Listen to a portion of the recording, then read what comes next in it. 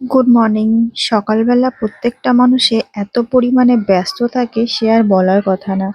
অফিসের টিফিন, মেয়েকে খাওয়ানো, সংসারের কাজ, সংসারে সকালের রান্না, আর এদিকে দেখো আকাশটা পুরো মেঘ মেঘ অবস্থা।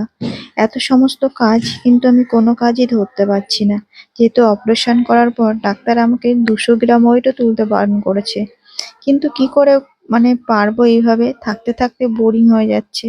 মেয়েটা তো কিছুক্ষণ থেকে থেকে কোলে ওঠার জন্য প্রচন্ড বায়না করছে, তবুও কোলে নিতে পারছি না।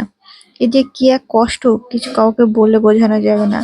যাই হোক, সকালবেলা কোনো রকম খেয়ে টেয়ে তারপরে এখানে অনেক মাল এসেছিল, সেগুলো আমি একটু গুনে দিচ্ছিলাম।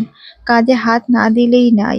এখন ঈদের টাইমে এই কাজের যে কত চাপ থাকে তোমরা আমার আগের ভিডিওতেই দেখেছো। তো সবাইকে ছাড়তে দিয়েছি, এই কটা মাল আমার দিদির ছেলে মেয়ে আছে ওরা ছাড়িয়েছিল। তো আমি একটু বসে বসে গুনে দিচ্ছি। আর এদিকে হচ্ছে মা দুপুরে রান্না করেছে। মাকে বললাম তুমি যতটুকু পারবে ততটুকুই করো, জোর করে কিছু করার দরকার নেই। যাতে আমাদের সিদ্ধ ভাত খেতে হয় তাতেও কোনো অসুবিধা নেই। তো মা একটু মাংস কষা করেছিল, আর ভাত, আর একটা সিদ্ধ বসিয়েছিল। এইদিকে আমার হাজবেন্ডের টিফিন হয়ে গেছে। প্রত্যেকদিন আমিই করি, এই কদিন মা করে দিচ্ছেন যেহেতু আমি করতে পারছি না। আর এদিকে ডাল সিদ্ধ আর আর কিছু সিদ্ধ দিয়ে সকালে বসিয়ে দিয়ে